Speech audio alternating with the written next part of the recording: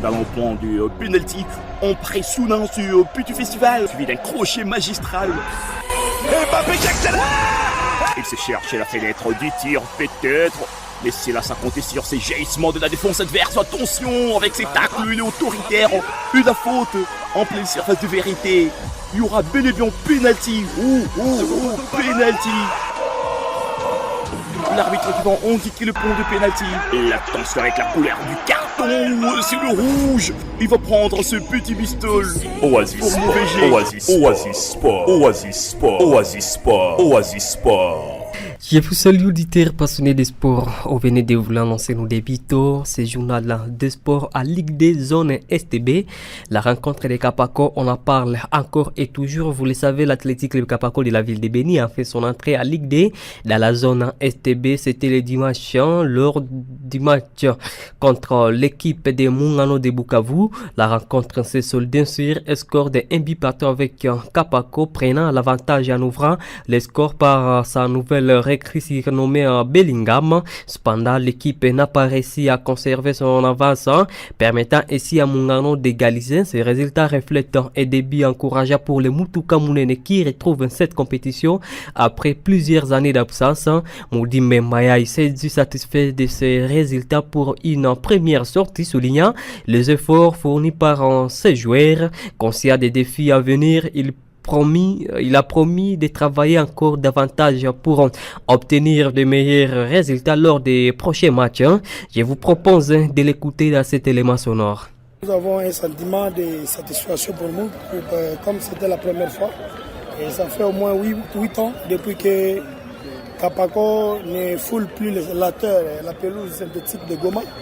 Et aujourd'hui, on est venu avec beaucoup de détermination.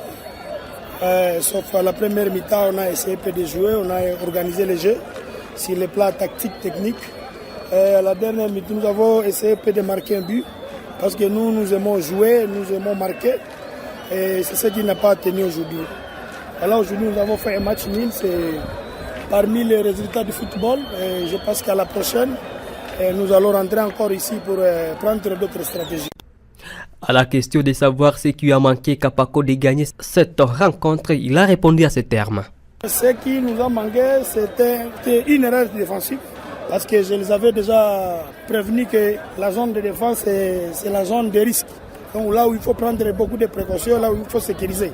Ils ont rêvé, on a encaissé le but. Je pense que prochainement aussi, nous allons prendre d'autres stratégies pour affronter l'adversaire à la phase de retour. Un penalty. À la fin du match, ça arrive, le gardien a été vraiment à la hauteur de ce match et il a essayé de prendre ce penalty. Un message aux habitants de la région de Beni, malgré ces Nil, et que vous allez jouer le 20 contre la jeunesse sportive de Bukavu. Un message à toute la population de Beni, à toute la population du Nord Kivu. Je les remercie d'abord pour leur soutenance. Je leur dis de continuer ici, que ça ne soit pas la fin. Nous allons continuer à encadrer la jeunesse et nous allons bosser jusqu'au bout. C'était Lamoudi Mbemaya au micro de Rémi Assessoumaïli. Avec cette performance, Lance Kapako montre sa détermination à s'imposer progressivement dans cette compétition. Les prochains défis se profilent déjà à l'horizon. L'équipe de Beni va se déplacer à Bukavu pour être reçue par la jeunesse sportive de Bukavu dit Ajax. Ça sera le mercredi 20 novembre à partir de 15h30. Rentrons à Beni pour parler du FC Mwangaza. Les Banalola du FC Mwangaza de la ville de Beni, après avoir conclu avec un succès la phase allée du championnat local de Beni, se prépare activement pour la phase retour avec un parcours remarquable. L'équipe qui avait pris la tête du classement avant de perdre cette position à raison des forfaits. Actuellement, cette place est occupée par le FC Beni Sport. Dans les cadres de ces préparatifs, le FC Mwangaza souhaite tester ses nouveaux joueurs et renforcer sa cohésion d'équipe.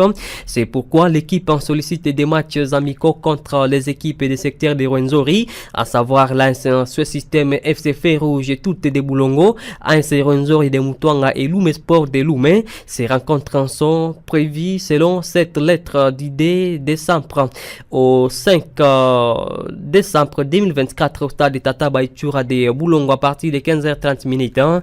Les Banalola espèrent une réponse favorable des équipes contactées afin de garantir des préparations optimales estimale, le club renouvelle son engagement sportif et adresse donc sa salutations les plus respectueux au président des équipes concernées. Éliminatoire CAN Maroc 2025, les Léopards de la République démocratique du Congo clôturent les éliminatoires de la Coupe d'Afrique des Nations CAN Maroc 2025 avec la réception ce mardi 19 novembre à partir des 17h de Kinshasa au stade des Martyrs. Ça sera contre les Waliens de l'Éthiopie revenus de la défaite 1-0 samedi contre les Sili national de Guinée. Les Congolais se doivent à tout prix remettre pour soigner leur image à 12 mois de la 35e édition de cette compétition. Les explications face aux Waliens dénouées d'un effort âgé marquera donc ça en part les premiers pas comme titulaire des Benjamin de la tanière de Léopard, notamment Noah Sadiki, Ngayaela Mukaou, Nathanael Mpoku, Oscar Kabouti, Timothée Fayoulou ou encore William Balkouch ainsi que Rocky Bouchiri. Ces contingents à un seul train qui les caractérise n'avoir eu plus de 80 minutes comme titulaire à 5 matchs disputés par les Léopards dans ces éliminatoires.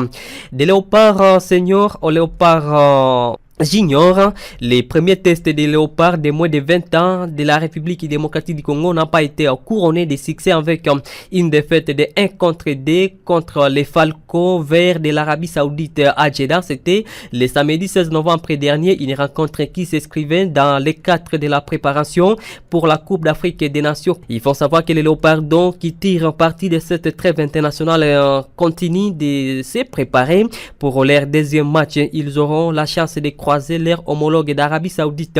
Ça sera ce mardi 19 novembre, une chasse pour eux de remettre les choses en ordre et de terminer ses premiers stages en bonté. Et enfin, en Europe, à en croire les informations du quotidien du sport, le stade Prétois est à la file dans les dossiers de Chancel Mbemba.